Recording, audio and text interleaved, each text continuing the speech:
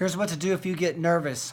Number one, understand, is this butterflies or is it self-doubt? If it's self-doubt and you're calling it nerves, it's really self-doubt.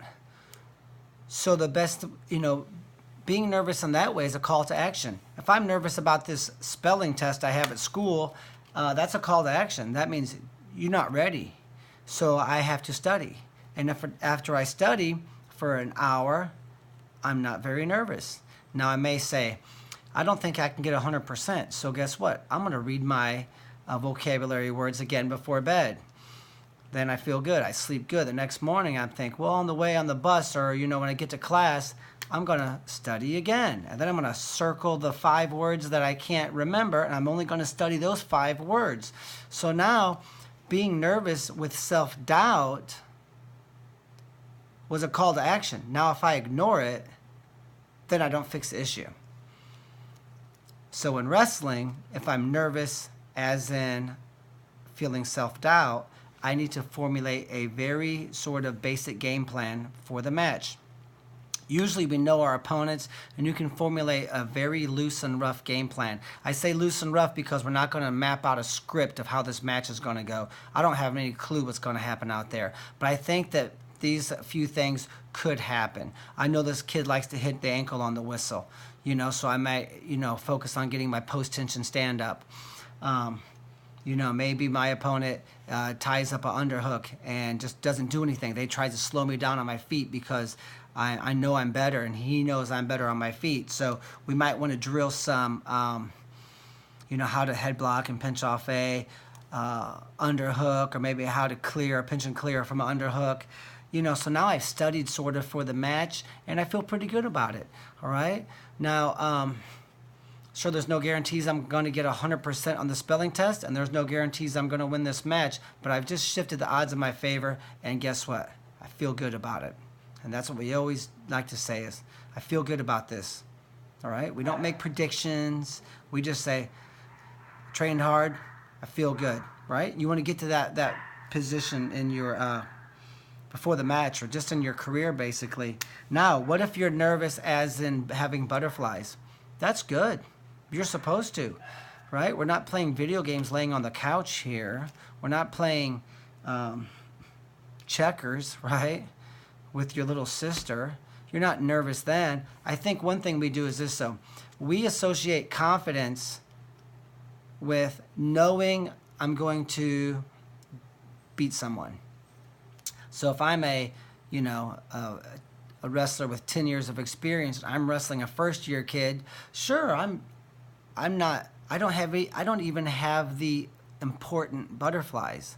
There's certainly no nervous self-doubt because I've got a first-year kid. I'm going to throw him down and pin him. I'm not even worried about it. But I also don't have the nervous butterflies. And you go out there and you throw the kid down and you pin him. And you think, that's the way this is supposed to be before I have the 3-time defending state champion that I lost to in overtime the past 2 weekends. No.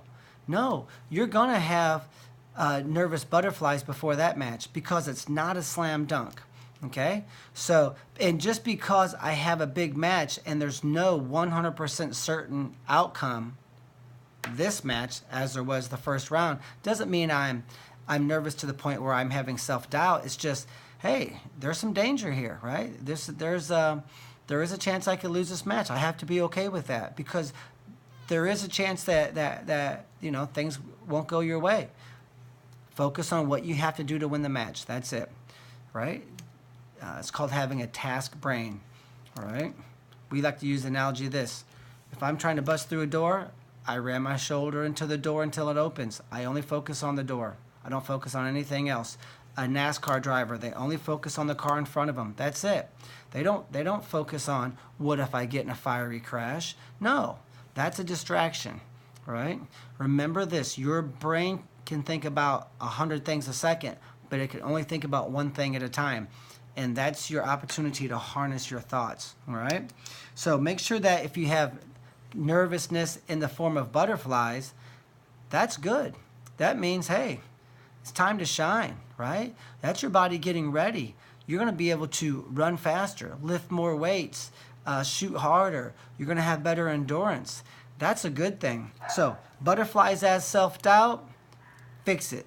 Butterflies as, you know, being a good thing as the body's getting ready for competition, that's a good thing. So embrace it and accept it and say, this is perfectly normal. Now, you're not going to feel that or either one of those before a match with a first-year kid.